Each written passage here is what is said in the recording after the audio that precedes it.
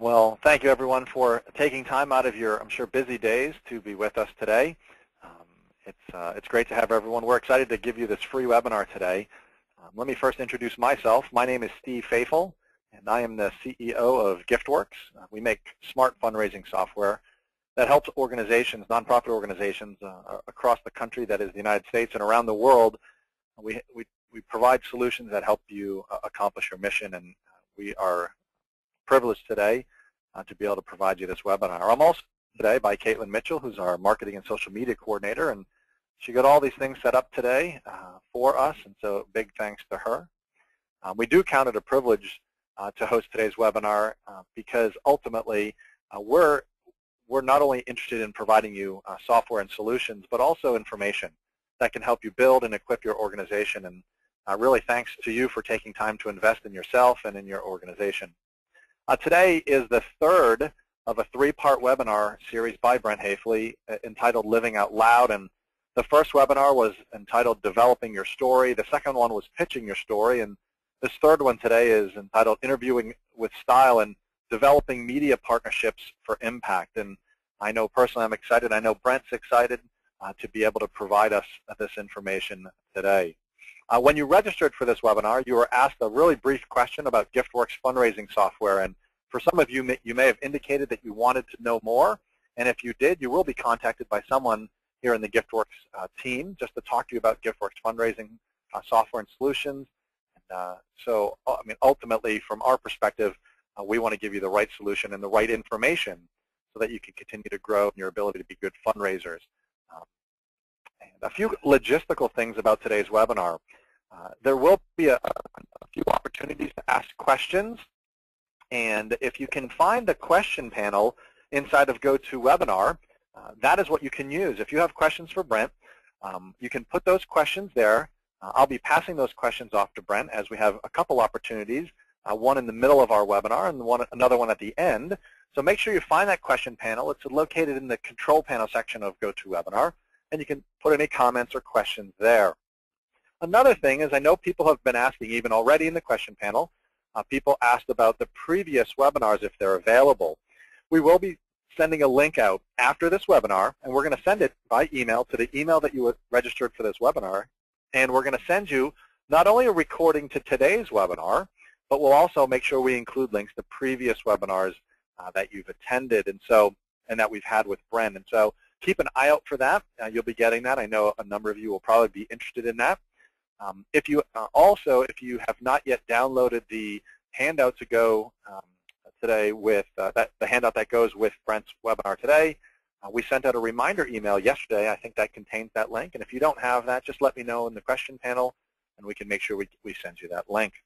The last thing before I turn it over to Brent is if you have any issues today with the audio or the video part of today's webinar, I just want to encourage you. You can first try to close GoToWebinar and start it again. And the second thing is, which I see most of you are calling in through your computer, listening in through your computer. If you're having any problems with the audio, it might be a good idea to try to use the call-in number, the phone number, that was included in the GoToWebinar email that you received. And so if you have any issues there. Well, once again, like I said, thank you for taking time. I want to, in just a moment, turn it over to Brent. But let me just give you a really quick, if you haven't heard anything about Brent yet, Brent is a friend to GiftWorks. He is he has a nonprofit consulting practice called New Day Nonprofit Solutions, which is based out of Eau Claire, Wisconsin. He's been involved with GiftWorks for a long time, and we're excited to be able to have him here. He's a friend to us, and I'm excited to hear what he can provide to you today. So without further hesitation, let me turn it over to Brent Hafele. Brent, thanks for being with us today. Really appreciate it. Well, thank you so much, Steve, and thank you to everyone listening today. I'm having it's hard to believe in that this session or this series started back in February when there was snow on the ground, at least in Wisconsin there was, and today it's one of the type of days that makes living through winter in Wisconsin worth it. So it's actually gorgeous out here, and I'm struggling to stay inside and not go outside. And so I do applaud each and every one of you for coming inside to listen to the webinar and participate, because the outside is at least calling me. It may not be, may be calling you as well. This is a fun session for me. And of the 3 sessions we did, the first session was all about finding your story and developing your story. The second session was about pitching your story. This is the fun session in my mind, because we get to actually share your story with the media. This is the opportunity where we actually will speak and do the interview and get the information out. And I'm kind of an adrenaline junkie. I really always enjoyed this part of the public relations process. I loved having reporters come and interviewing, and the game of giving that information out and making sure that the story was told in a way that is honest yet reflects the interests of our organization. And that was always an exciting thing for me. So I'm excited to share some of the things that I've learned and pass on some ideas to you, so that hopefully you can improve your own organization and make that advance your mission. Now, we're going to do 2 things today. One is we're going to start by just a little bit of review, because it's important to go and look at where have we been. And then right after that, we're going to launch into how to actually interview with style, or interview for success, and then follow up with style. And what do you do after you're done with the interview process? So that will be today's agenda. The first thing that we'll look at is, just getting my slide there. There we go. The first thing that we will look at is, once again, who reads, watches, and listens to the news. It's important to think about the individuals that are involved in that. And the people that read and listen and watch the news are passionate individuals. They're passionate about democracy. They are engaged individuals. They're not reading the news because they don't care. They have passions. They have issues that they're concerned about and that they're following. And these individuals look a lot like donors, volunteers, and advocates for our organization. So these are the types of people that we want to get our message out to, so that the rest of the world can think about our program and what we do and how we function. Now, in order to do that, we need to figure out what our goal is. And the PR goal, a public relations goal that we have, is to develop such great partnerships with your local news media that you become a news beat. And by a news beat, I simply define that as the type of organization that has such respect within the media that they come to you for stories, that you don't have to produce all of your own stories or try to pitch your own stories, but they come and actually talk to you because they know that you're the expert, that you're going to be right on top of things, and that your agency is credible. Really what we're doing as you build and work with the news media and try to build that news beat reputation is you are inviting the editorial endorsement that comes from working with the media. And that's really important, to invite them and to engage in that, engage them in that way. Now, in the very first session, I introduced something called the media relations process. This is something I developed. There's probably 1,000 different versions of this. These are the words that I use. The first step is develop, and that's really developing what story. What story do you have to tell, and how do you want to tell it? The next step is pitching the story. And so after you come up with what is your idea, then you have to get the media's attention so that they'll actually consider doing a story on it. After that, there's the interview process. And actually sharing that information directly with the media so that it would develop into a media story. And then finally, how do you follow up? And I'm going to add, I didn't in the first 2 sessions, but I've been thinking about this a lot the last 2 months. And really, there's a 5th step to this process. And with this orange arrow, it really is, we need to keep that process going. Because if it's just a runway and you get to the end of the story and you stop, then you're not capitalizing on the momentum that you have. And so as we talk about following up and how to follow up with style, we will look at ways to spin this process so that you can develop a new story and keep growing and building that process. And really we need to think of public relations kind of similar to the instructions on a shampoo bottle. And I have very little hair, if you've ever seen a picture of me, so I don't know this very well, but my wife does. And so on her shampoo bottle, it says wash, rinse, and repeat. And really with the media relations process, we need to think that way too, of the wash, rinse, and repeat. to make sure that we're building the reputation and building the rapport with the media that is important. Now, in that very first session, we went through a set of story ideas, and when you're developing your story, you should look at these 6, and then I added a 7th bonus of tip sheets. These 6 items: what is hard news, national news with a local twist, human interest, letters to the editor, trends and statistics, events, tip sheets, things on that idea. And so, as you're looking at these issues, there is a very helpful handout that or worksheet. If you need the worksheet, feel free to shoot me an email. I'm happy to send you a copy of that worksheet so that you can develop these stories, or you can go back and obviously listen to the first webinar. In the second session, in pitching stories, we talked a lot about how to pitch these stories to the media, and press releases really got a lot of attention.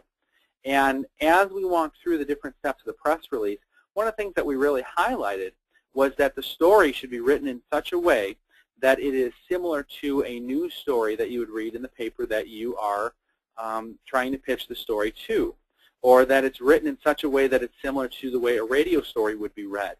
And so thinking about the way that it's structured, looking at writing it in AP style, making sure that it's set up in such a way that it's a compelling story, and that it's not just the story is actually something that's newsworthy, and not just, oh yeah, here we are, we exist, or we did something good, because that may not always be newsworthy. And so really finding something that's newsworthy, that's juicy to jump on, is important.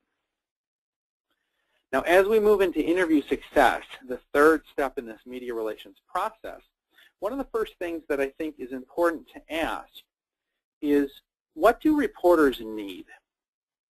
When you think about it, whenever we're working with any population, whether it be our donors, our board members, our staff members, our spouse, our kids, our family members, our neighbors, in any relationship, one of the questions that we should be regularly asking is, what does that other person need? And by understanding what their needs are, you're able to look at where there's an opportunity to build relationship, build foundation.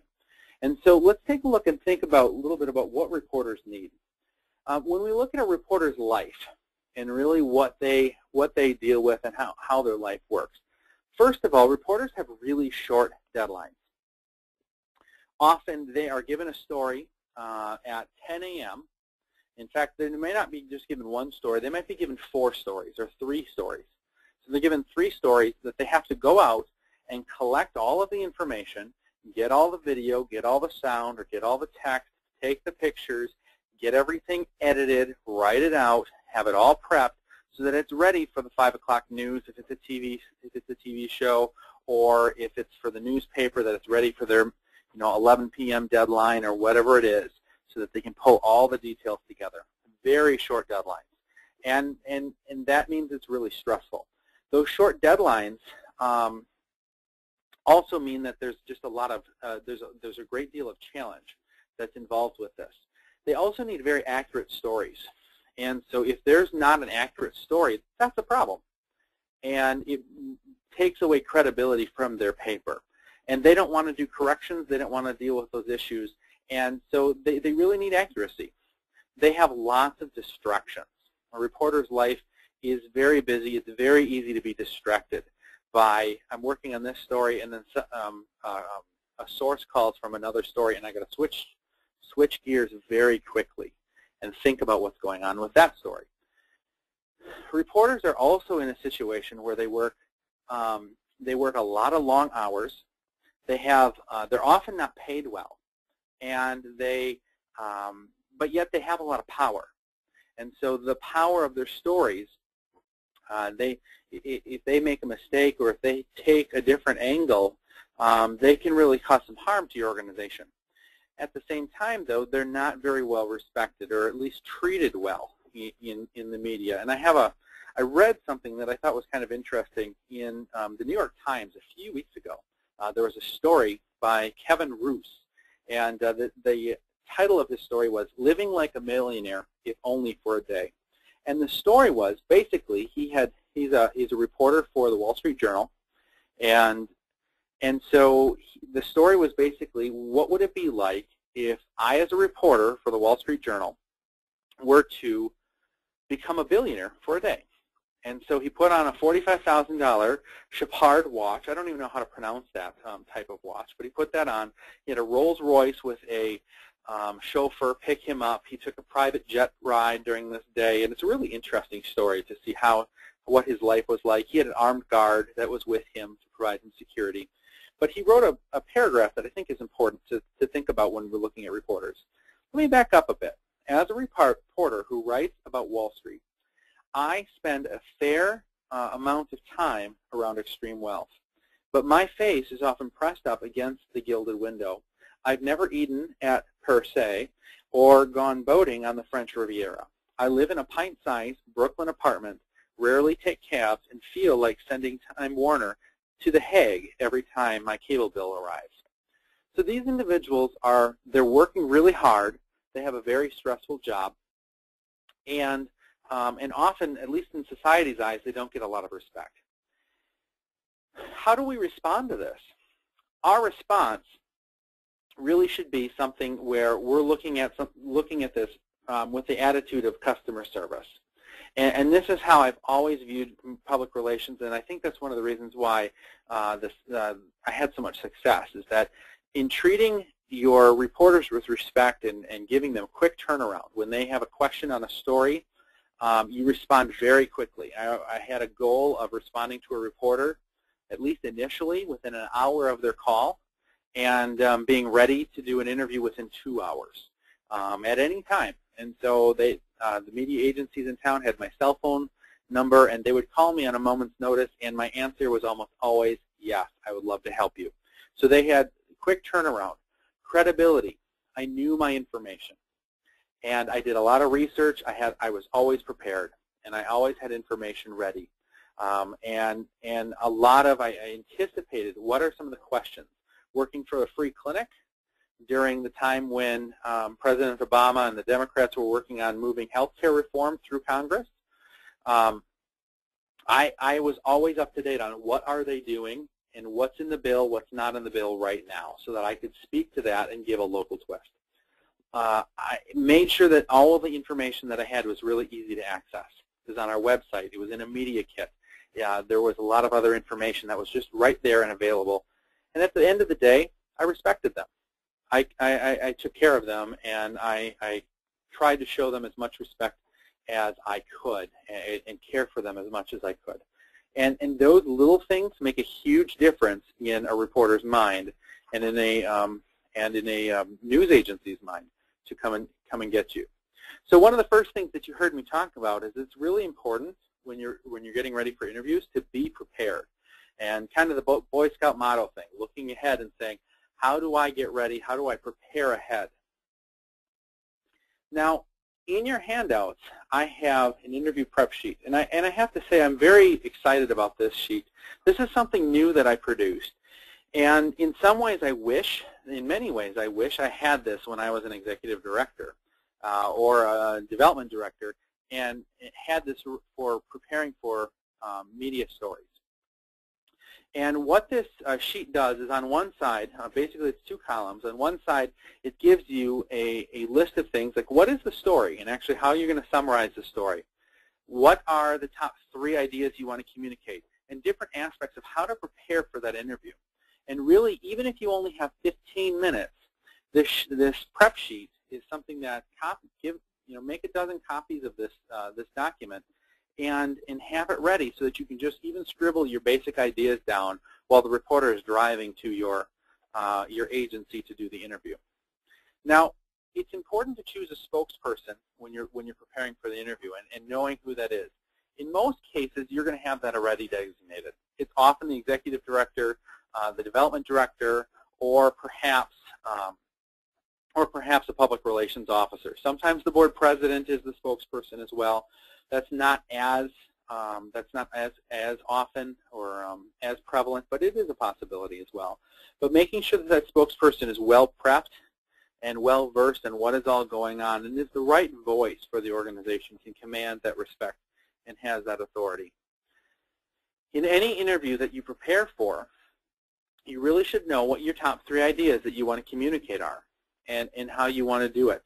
Virgil Scudder, who is very, very well known in the media relations area and the public relations area, says that you never interview to answer questions. Interviews are done to make points. So what are your points? What points do you want to make? What do you want to get across to the community about the importance of your agency and how this story reflects what you do? And so write those 3 points down and make sure that you have them ready for sharing. You might want to also write down an anecdote or a story, an example, because often what a reporter will ask you is, well, can you give me an example of how that works? Can you tell me a story about what that looked like? And so having that ready so that you're not caught off guard is a good step. Another thing that you can do is anticipate the questions that they're going to ask and then practice their answers. Even if you don't have time to question or to practice the answers, to anticipate the questions is really helpful. So jot down 4, 5, 6 questions you think the reporter might want to ask and have those ready. I had a situation where I actually had a reporter who knew nothing about the story, was a really young reporter. In fact, I think he was 3 months out of school and showed up at my site and did not even know the questions to ask. He was stuck. And I asked him, I said, I have a set of questions. Would you like to use these? And he said yes. And that's the ultimate insult for a reporter. So don't ever do that. But being able to anticipate it, that was really helpful for this particular reporter because he was so green and so new. He didn't even know what to ask. And he didn't know enough about the story or the background to even know where to start with questions. And so having those things ready makes a big difference, even in your own mind, so that you can prepare and be ready for them. So anticipate their questions.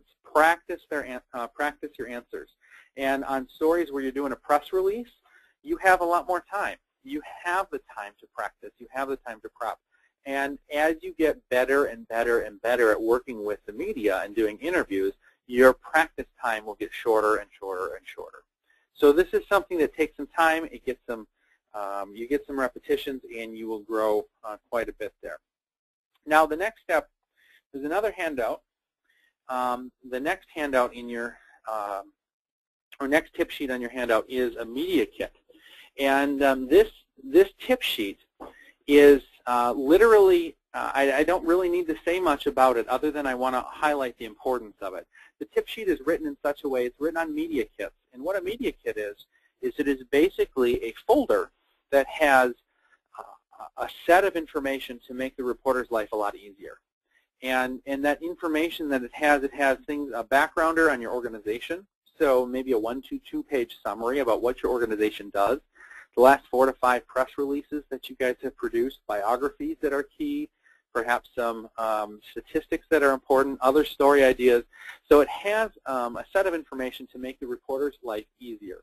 Remember, with a quick turnaround, easy distractibility, and the need for credibility, when you hand them a media kit, and you have these prepared already, when you hand them a media kit and say, here, this is for you, it really makes an impact to them. They know that you're prepared. They know that you're professional. They know that you're ready. They also are able to check their facts and make sure that their facts are straight. I've had a number of reporters that have showed up to either my organization or my clients' organizations when I've talked to my clients about this, and the reporter has never seen your press release.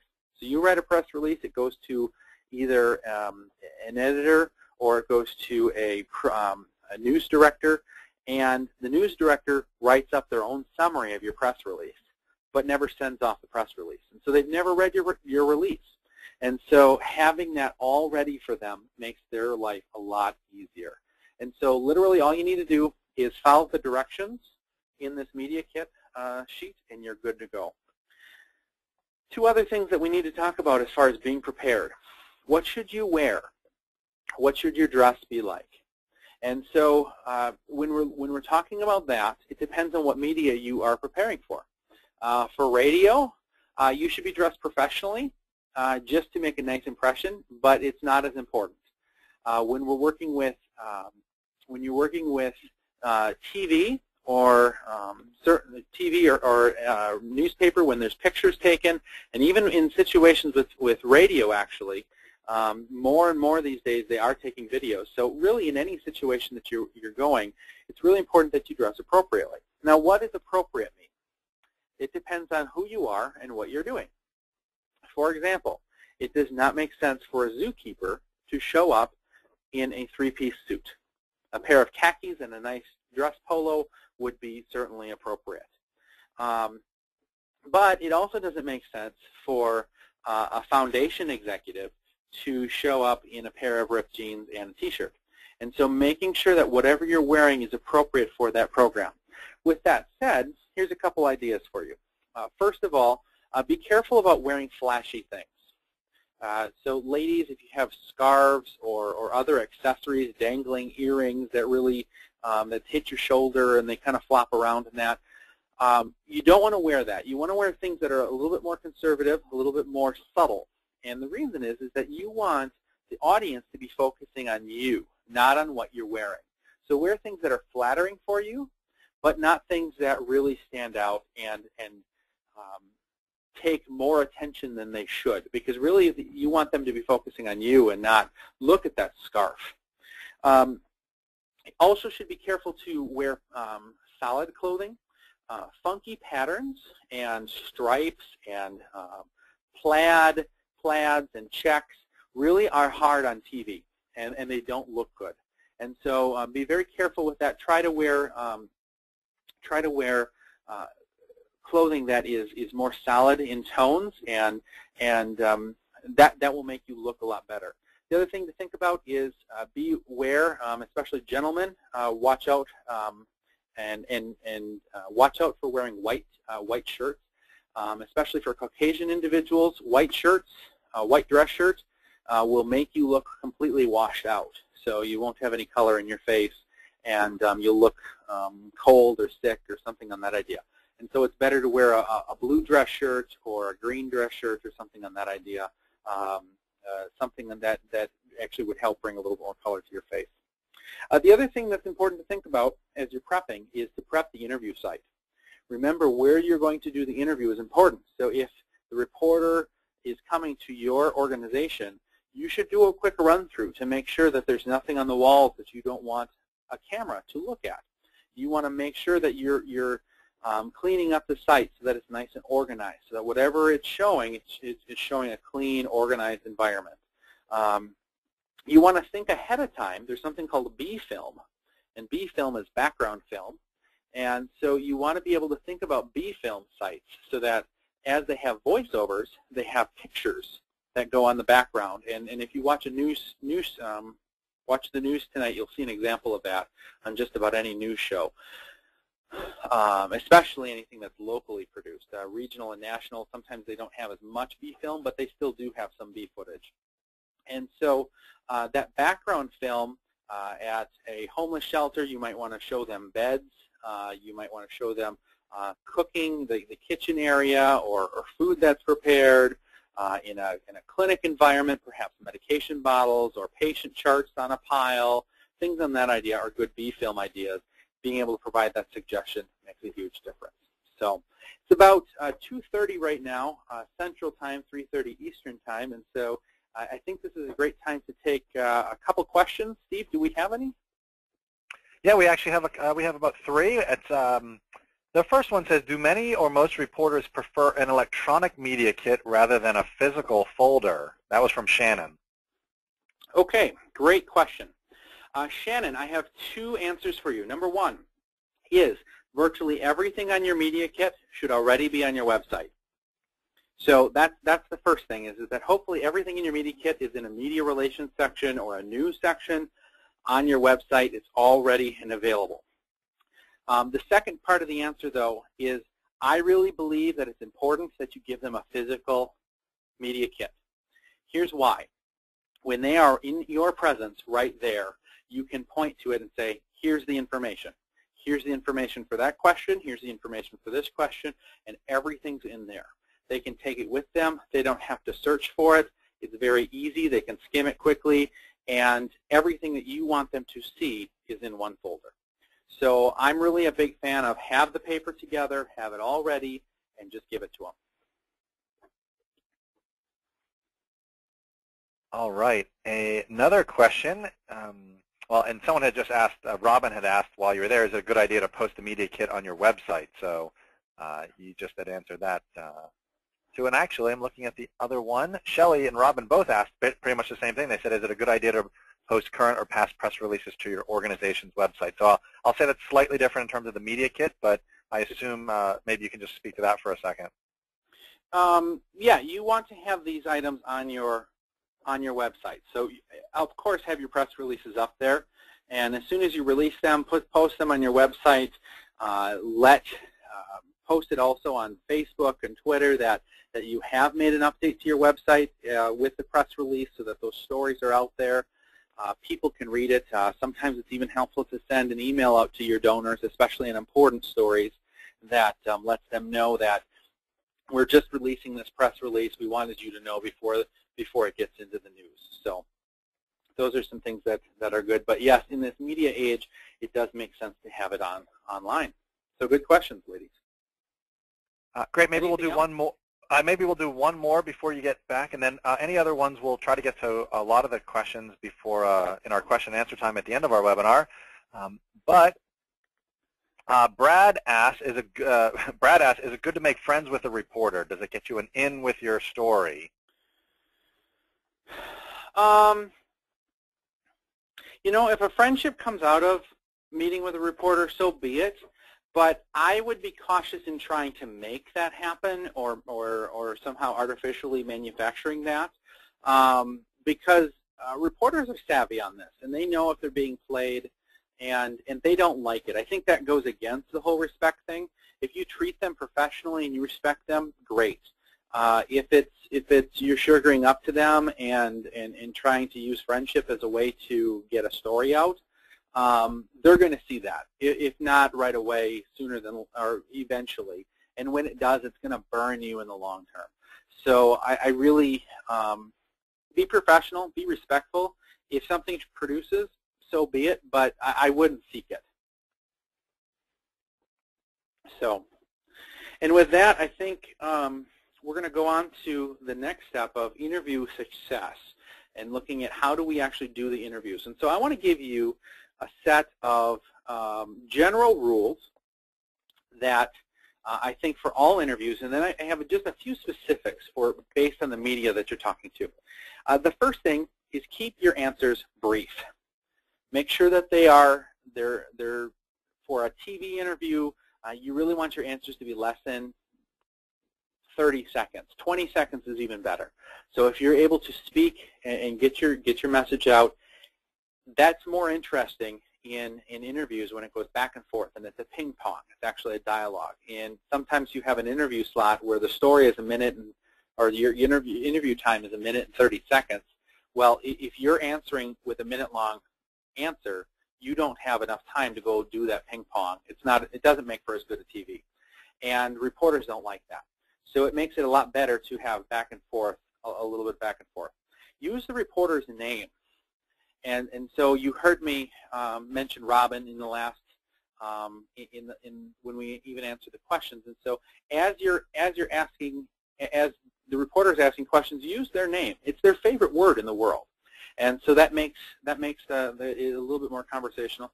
Make sure to also use your organization's name, and use your organization's name often. So if you are a homeless shelter, and like I came from the rescue mission field, and so we'd always say at the mission, so people would be able to know what it's about and what you're talking about. In at least every other question or every other answer, you should be saying your organization's name. This helps get the word out, and a number of times the reporter will probably try to edit that name out of there, and so the more often you say it, the more likely it's going to get into the story one more time and be heard one more time. That's really helpful. Remember your 3 points. You need to get the 3 points out, get them out in your answers.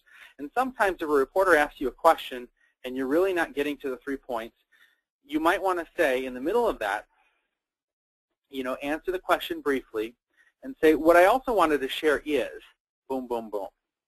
Or in addition to this, there is yada, yada, yada. And you share what your 3 points are. So make sure those 3 points that are most important to you get out. Arrive early to interviews. In fact, if you are showing up on site to an interview, instead of they're coming to your organization, you're going to theirs. Arrive early, and in some cases, you may want to be in that region. If it's a long drive or if it's out of the way, you might want to be there an hour early. Go find a coffee shop. Don't drink too much caffeine because you'll be all jittery on TV. But go find a coffee shop or a place to sit or something on the day. Show up to the station about 30 minutes, 20 to 30 minutes early so that you're ready. The next one is never speak off the record. That is just dangerous because really there's nothing holding that reporter from not taking your information and using it. And so I read a lot of different sources. I've talked to a lot of different people about should you do off the record, on the record. In Washington, D.C., they always do. They do lots of off the record type of things and anonymous type of comments and things on that idea. Really, I think in your situation, until you are a savvy enough PR practitioner where you're well beyond the information of this webinar, off-the-record stuff is stuff you should just not touch and be very careful with. And always try to answer things whenever you can. And if you're not comfortable saying it, don't say it. And don't let the reporter talk you into it. The next thing is in a similar light, don't say no comment. No comment is in a reporter's mind, no comment is code for I'm covering something up or we have something to hide. And so you don't want to say no comment. You may want to say, I don't have, I wish I had an answer to that question. Or you may say, I'm not sure right now, let me get back to you, if you really don't know in the middle of it. But don't say no comment because, once again, it can communicate things that you don't want it to communicate. The next one is smile when appropriate. And in most cases in your interview, you should be smiling quite a bit. And in most interviews, you should be smiling. It makes you more engaged. It brings up the tone of your voice. It makes it more interesting to watch you and to like you as a spokesperson. The one time that you don't want to be smiling is in the middle of a crisis situation because it communicates that you're not genuine.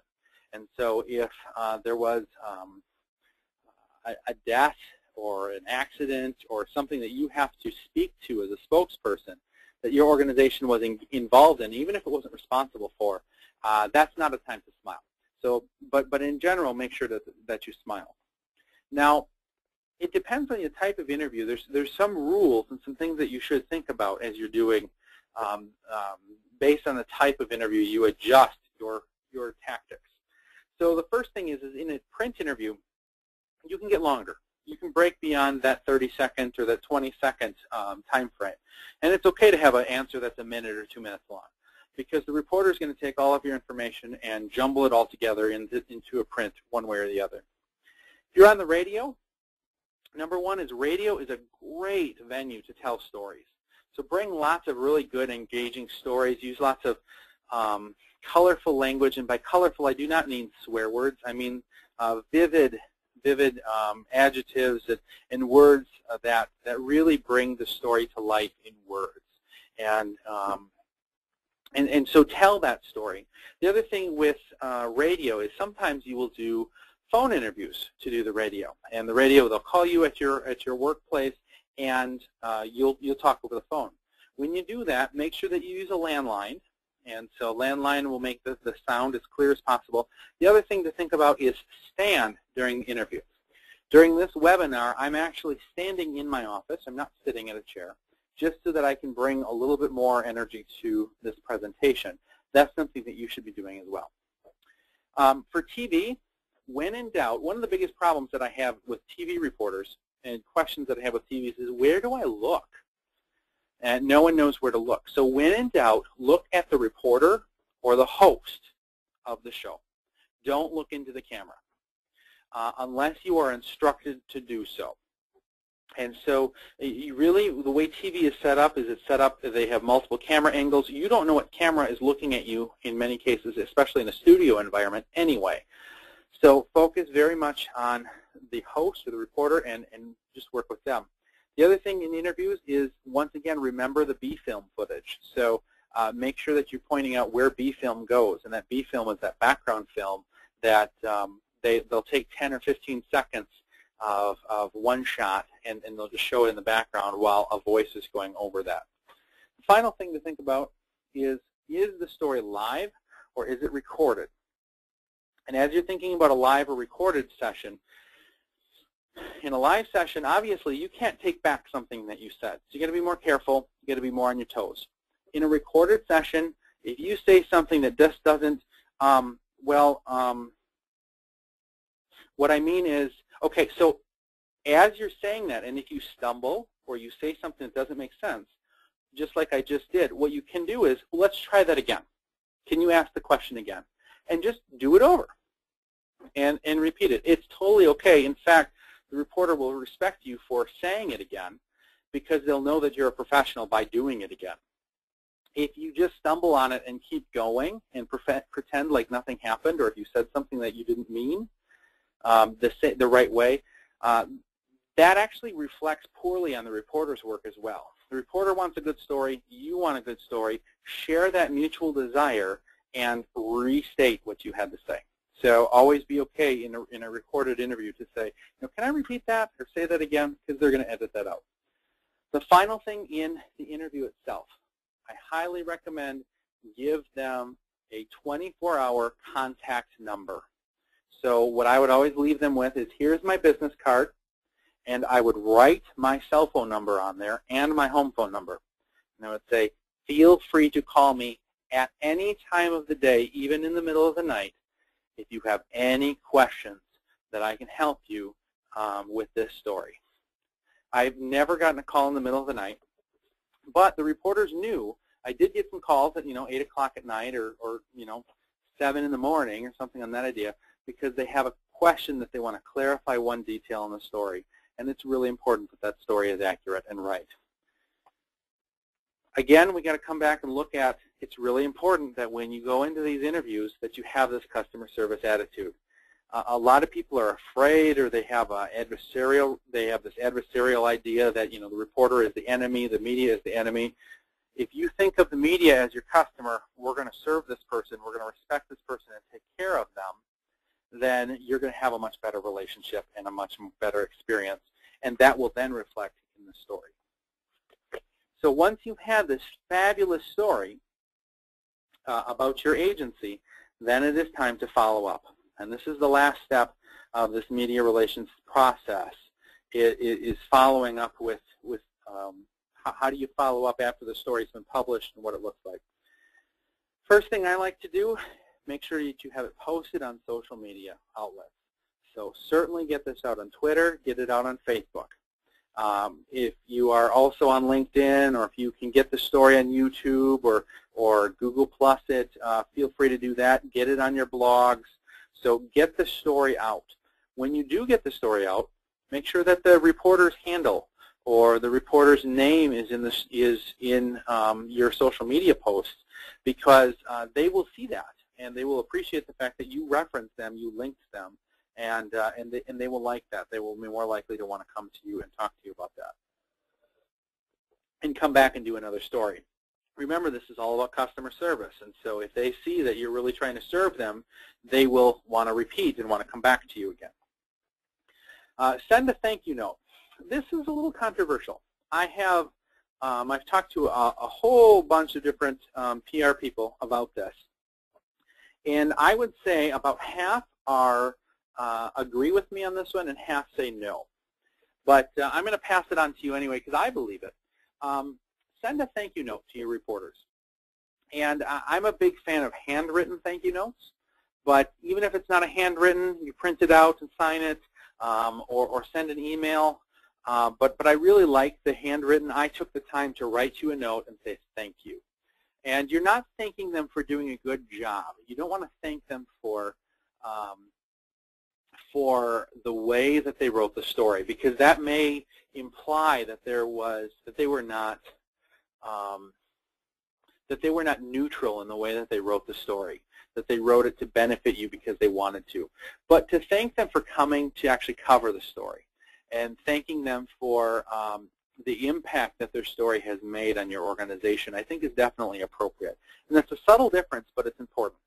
And I've always found, and I've gone back and I've talked to some of the reporters that I've worked with in my past, and they've said they've always appreciated those thank you notes, and it made a good impression on them. And so send them a thank you note. It never hurts to say thank you. Save copies of these stories. This should be obvious, but certainly make sure that you have copies in a binder or in a folder, or save a copy on MP3s or MP4s on your hard system, but make sure that you have copies of them for historical circumstances. Enter it in the media log, and I actually gave you a tip sheet on writing in the media log and how to use the media log. You can actually you can throw your media log into Excel. You can throw your media log into Microsoft Word or a Word document. You can certainly use GiftWorks as your media log, and there's ways to manipulate the program. I know that's not the way it's designed, but it certainly I kept my media contacts in GiftWorks when I had GiftWorks, and so I had all the records of when we saw them, when we met with them. But you can use GiftWorks as your media log, but make sure that somewhere, place or other, you have a log of where your stories are. This is important because then you can have you can keep statistics on how many stories you published. You can have a ratio of how many pitches to stories you've had. You can have how many unsolicited stories that you had, have that information. And it's also very helpful for consultants. When a consultant comes in and works with your agency on public relations or on fundraising, they can look at your media log, see what you're doing, see what your results are from that log, and then help you move forward. And so this is something that's very helpful. Take the time to do it. And the last thing is pitch other stories. And I mean this in two different ways. So hear me out on this one. First is you want to pitch more stories about your organization and pitch opportunities or different news stories for yours. So this is that orange arrow that we saw at the beginning of the session, that getting back and pitching more stories and not forgetting that, building off of the momentum you have. But I also want to recommend that you pitch stories that have nothing to do with you and nothing to do with your organization. Remember, the goal is to build relationships with your reporter. And as a nonprofit leader, you are in a position to hear some juicy stuff and some interesting stuff. And so as you hear things, while you don't want to be revealing a scandal, and I don't want to be involved in those types of things, if you hear that an organization is going to be getting an award, you might want to pitch it to the media. If you hear that there's been an uptake, that agency may not know that that was a media story, but you do. And so pitching that, and I do this, I don't know, once or twice a year. I'd call up a reporter and say, hey, I have an idea for a news story. I think this would be interesting to be covered. It has nothing to do with my agency. The reporters appreciate that. They know that you're thinking about them. It builds relationship with them, and it reminds them that you're out there. And pretty soon another story is going to come around and connect with you. So those are my tips for following up. I have one book request before we finish, and that is Publicity for Nonprofits by Sandra Beckwith. I think there's three books. There's three types of books in my world. There's buys, there's borrows, and there's ignores. And I definitely think that Sandra's book is a buy. I have nothing to do with her. I don't know who she is. I've never met her. I'm not going to get any proceeds from her, the sale of this book. I just think it's a really, really good PR book for nonprofits, and it's focused on nonprofits. So I really recommend this one to you to pick up. as a resource. I hope that it's helpful. Another resource that I think is advantageous, and we certainly have had a lot of people that have benefited from it that have listened to this webinar so far, the free initial consultation. I'm offering it one more time to this group. Some of you have listened to all 3 sessions and haven't taken advantage of this. Please feel free to give me a call. I'd be happy to answer questions. I know in this webinar we've gone through really fast. There's been a lot of content coming out. If I can answer something to you, just please shoot me an email or give me a call. I'd be happy to talk to you about it. Or if I can talk to you about fundraising or strategic planning or governance or anything else related to nonprofits, I'd be happy to talk to you. With that, I thank you so much for this opportunity, and I'm humbled that so many people were willing to listen in and participate in this webinar. And if I can answer any questions in the final minutes, I would love to do that. Great, Brent. We definitely have a few questions that came in. I think you pronounced the name Joan or John. Can you tell a reporter that some aspect of the story is off limits and can't be asked or shouldn't be asked? You know, I wouldn't challenge them with that. So if they're coming in to do an interview, I wouldn't necessarily say, yes, I'd be happy to let you do this interview, but I just want to know we can't do this. Unless that, whatever is off limits is what you are, what the reporter wants to interview. So I'd be careful with that. At the same time, there were things like, for example, I consulted with a domestic abuse shelter, and in that situation, I set the rules very clearly that they are not to take any pictures of any clients, period. And if they do, they'll never be welcomed in our site again. And so we made that very clear, and they were extremely respectful of that. And they understand that, you know, you're trying to protect the rights and of the rights and the safety of your clients, and so they get that. But you want to be careful that, once again, like that no comment concept, that you're not making it look like it's a cover-up. Even if you say something like, you know, if they ask you about some aspect, you know, I'm really not prepared to answer that yet, but let me get back to you when it's a better time. And that better time might be a month down the road. But you can stall a little bit and use, actually, you know, now that we're in a presidential campaign, listening to some of the presidential candidates, whether it be President Obama or Mitt Romney, as you're listening to them, they will deflect answers and do it in such a way that sometimes the media will go back at them, other times the media will just let it sit. And so if you listen to their language, well, you know, you don't want to get the feel of a politician. You can certainly learn from the way that they deflect questions. Great. I know, Brent, just as a reminder to everyone that's listening in, we are going to be sending out an email that's going to contain a link to the recording of this webinar, along with the other 2 webinars that Brent did as well. So we're excited to be able to get that to you. I know some people need to drop off. If you're going to be dropping off, please go with our thanks as you go, and we'll look forward to seeing you on another webinar. But Brent, we do have a couple more questions. Someone asked about, what about a thank you basket, sending those to the news outlets? Okay, you need to be very careful with that. There are ethics standards that reporters subscribe to, and the receipt of gifts is really, really touchy.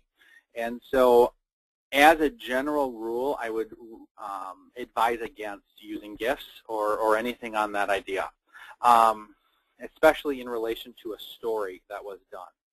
So, in general, I would say no. There are exceptions to that, but once again, in those exceptions, I think they're so limited that I wouldn't do it unless you either are a very savvy PR person or you are doing it under the counsel of a PR practitioner or a consultant of some sort. Great.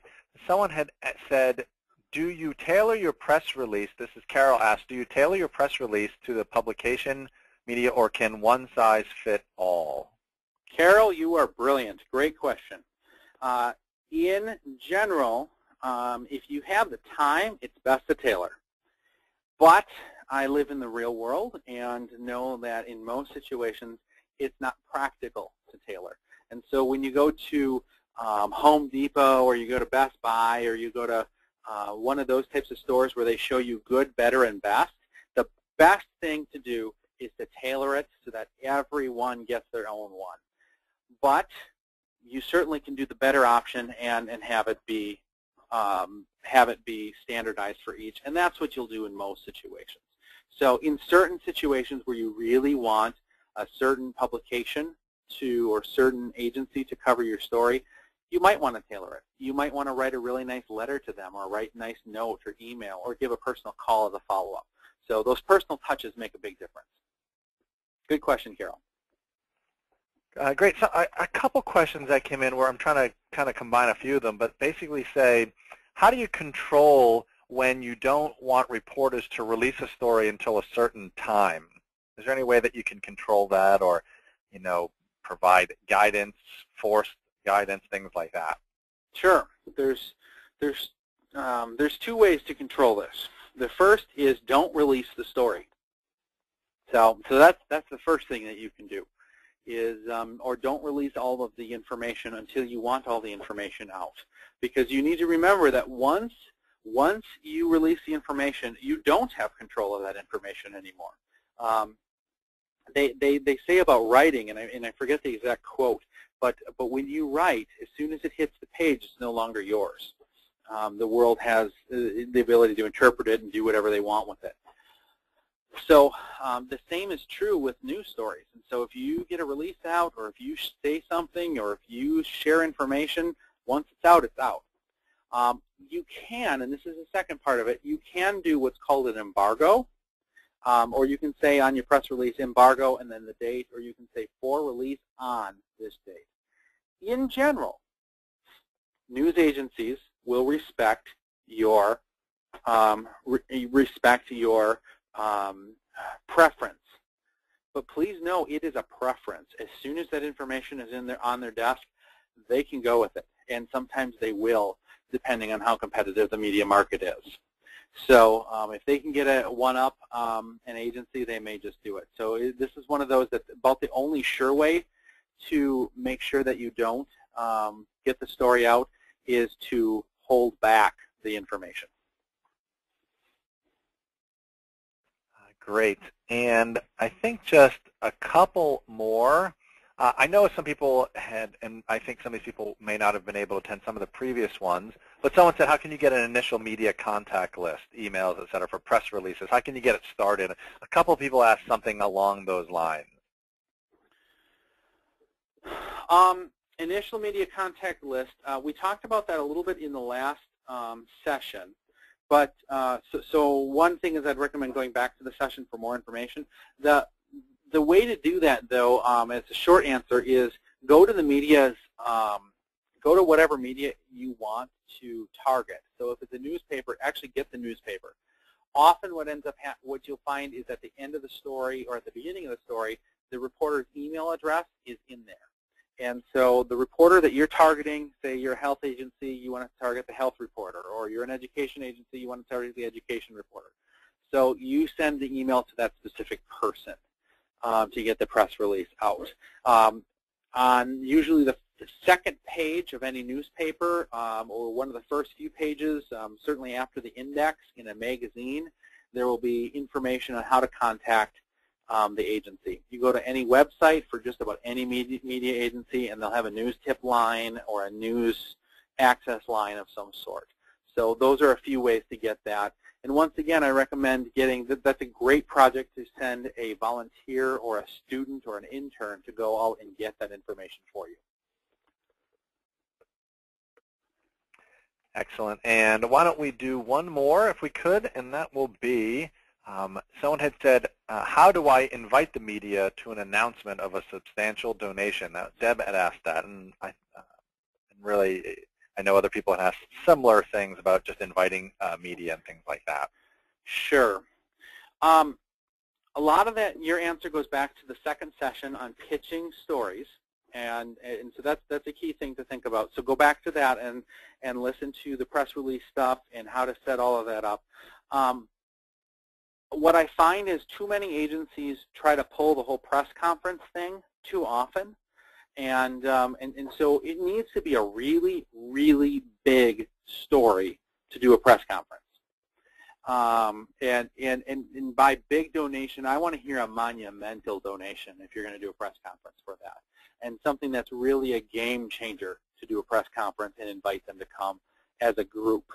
If it's just a matter of how do you get people to cover the story, that's where you go back to the whole webinar, really, and think about what is the story, how do you develop it, how do you set that up, and then specifically getting your pitch strategies set up properly. And if this is something that you're really chewing on, feel free to send me an email, and I'd be happy to get you back to, or I'd be happy to get you information on this. So. Great, excellent. Well, why don't we, excuse me, Brent, why don't I just ask you to give maybe a couple closing comments, and then I'll have a couple of my own, and we'll wrap up for the day. Well, first of all, thank you so much to GiftWorks and to everyone that was listening. I really appreciated this opportunity. The big thing, probably the biggest thing that I've tried to press through the entire webinar series is this whole customer service attitude and really thinking about what the reporter needs and how to address those needs. If you are coming toward them with a customer service posture, you're going to be far, far more successful. And it's going to be a lot more enjoyable for you. The stories are going to be better, and really that makes a big difference. Be prepared, be extra prepared, and go for it. You're going to be great. Great, and Brent, a huge thanks to you. I know you had taken a lot of time not only to prepare, but to put together your materials and to present today. We are really grateful as a company to be able to not only host this, certainly, but to be able to, in some respects, play a part in helping deliver your content. And so we are thankful. I know there's a lot of words of encouragement and a lot of good things to say about what you've presented, Brent. So thank you, and thank you to everyone who has taken time to come to this webinar and other ones as well. Look out for other ones that we'll have in the future. We'll continue to send emails and invitations of helpful webinars like this one. Keep in mind that we will be sending out an email that contains a link to this recorded webinar, and we'll be excited to get that to you. So once again, Brent, huge thanks to you, and thanks to everybody here for investing in their organization and their mission, and we wish you the best. And for everyone here at GiftWorks, thanks for taking time to be with us today. Bye-bye.